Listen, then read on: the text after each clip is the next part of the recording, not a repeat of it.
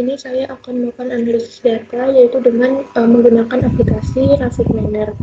Di mana di sini di pilihan operator saya memilih Red Excel.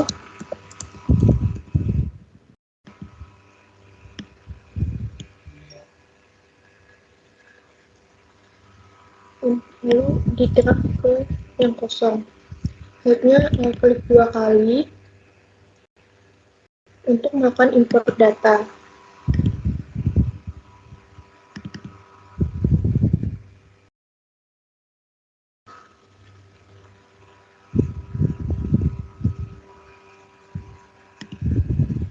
Lalu next.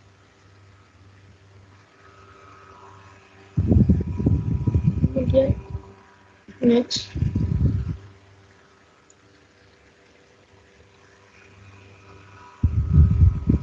Kemudian di sini kita akan mengganti di sini tipenya itu kita ganti menjadi binominal, di mana binominal ini yaitu dua kemungkinan jawaban, yaitu ya atau tidak, sehingga menjadi tipe binominal. Lalu proud ini kita akan menjadikan label, jadi kita mengganti label. Kemudian untuk pressure, opportunity, rationalization, capability, arrogance, dan morality ini menekan tipe integer, karena di sini integer ini yaitu bilangan yang bukan merupakan koma atau desimal, di mana di sini datanya ini tidak merupakan koma atau desimal, sehingga kita tetap menggunakan integer. Kemudian di finish. Kemudian setelah itu kita menambahkan split data. Kemudian kita drag ke bagian sini.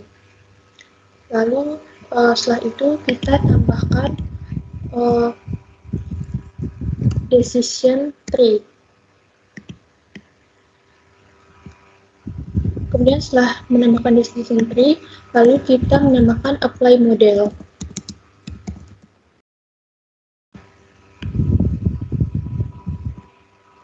Lalu setelah menambahkan apply model, lalu bagian terakhir kita menambahkan performance.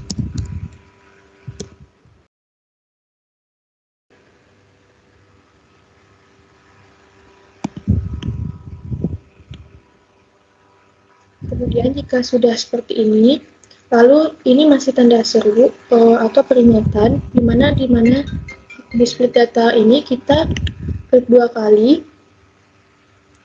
Kemudian kita add entry, di mana di sini kita mengambil 70 dengan 30%. 70% dengan 30%, di mana 70% ini merupakan data running dan 30% menggunakan data testing.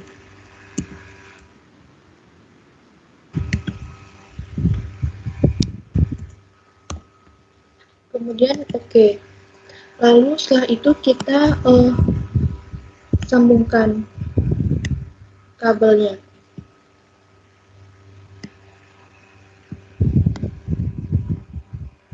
Mana sini.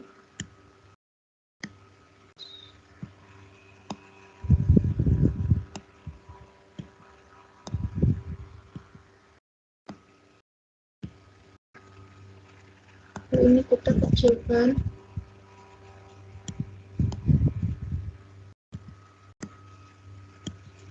Kita sudah begini, lalu di session tree ini kita menggunakan Gini index untuk kriterianya, di mana maksimal depth-nya ini kita pilih 5 dan menggunakan apply pruning dan apply pre-pruning. Kemudian kita simpan.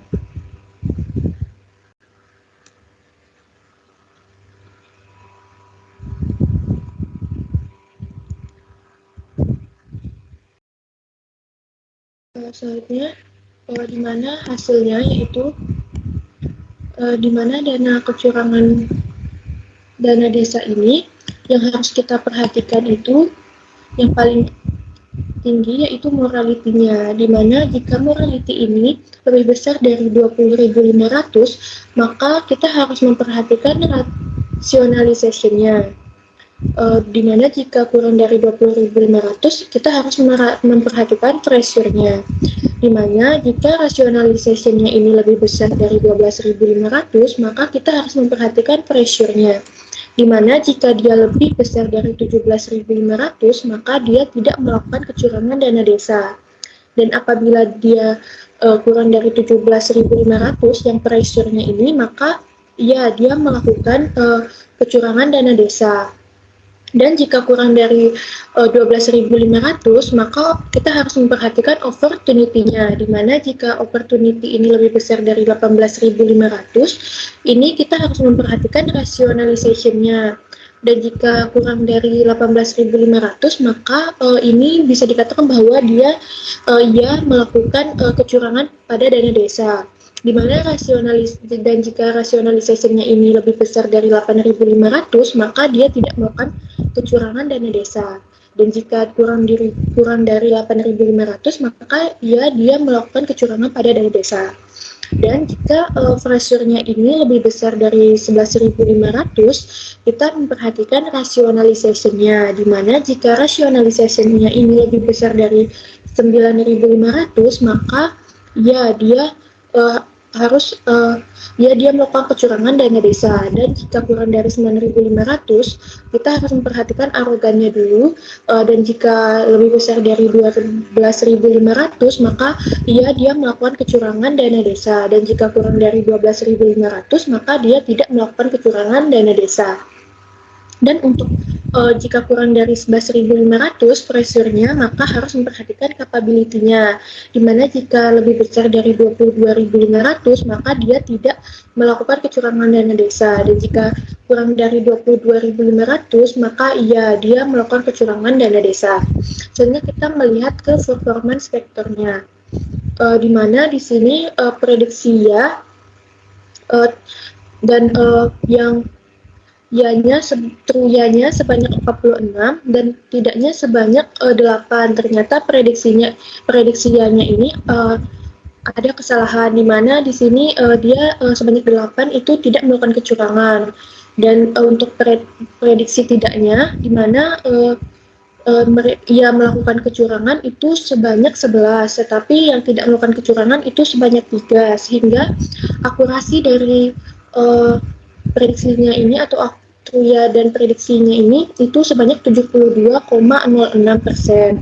Dan untuk lebih jelasnya ini di example set, di mana dari nomor 1 dan nomor 7 ini prautnya iya, prediksinya iya, sehingga benar.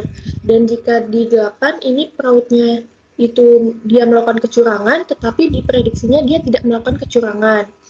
Untuk yang 11 dan 12 juga itu dia tidak melakukan kecurangan, tetapi prediksinya dia melakukan kecurangan. Selanjutnya kita akan mencoba jika tidak menggunakan apply, pre-pruning, dan pre-pruning. Di sini kita unchecklist apply pruning dan apply pre-pruning. Lalu kita save lagi.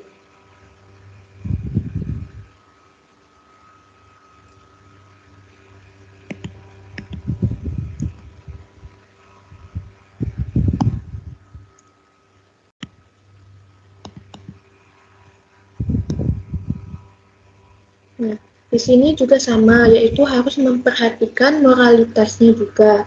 Dimana jika lebih besar dari 20.500, ini rationalization-nya ini, kita harus memperhatikan rationalization. Dimana jika rationalization-nya ini lebih besar dari 12.500, kita harus memperhatikan pressure-nya. Dimana pressure-nya ini, yaitu jika lebih besar dari 17.500, maka dia tidak melakukan kecurangan. Dan jika kurang dari 17.500, maka dia melakukan kecurangan.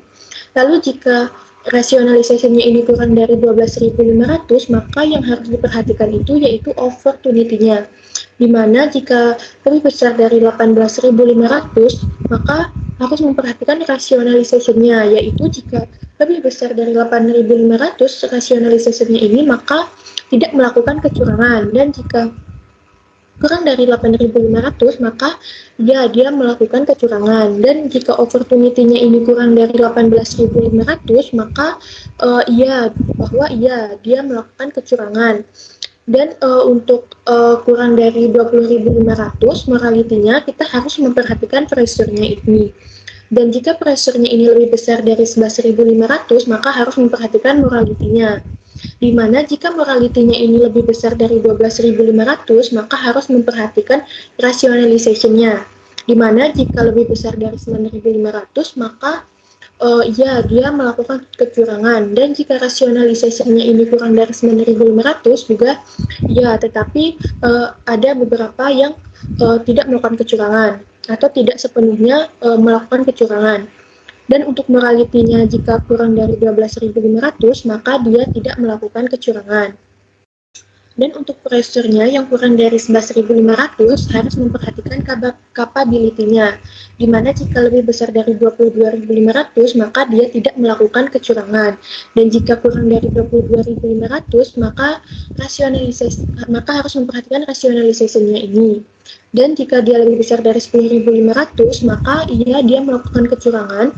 Dan jika kurang dari 10.500 maka dia juga dia melakukan kecurangan, atau ada sedikit yang tidak melakukan kecurangan. Lalu kita akan melihat performance-nya, di mana di sini untuk true-nya ini yaitu dan prediksinya ini ternyata ada kesalahan, di mana terdapat prediksi dia tidak melakukan kecurangan itu sebanyak 4, tetapi prediksinya itu dia melakukan kecurangan. Dan untuk tidak dan prediksi tidaknya ini, di mana tidak melakukan kecurangannya itu sebanyak 3, tetapi ternyata yang melakukan kecurangannya itu sebanyak 11, sehingga tidak begitu akurat. Sehingga akurasinya ini yaitu sebanyak 72,06%.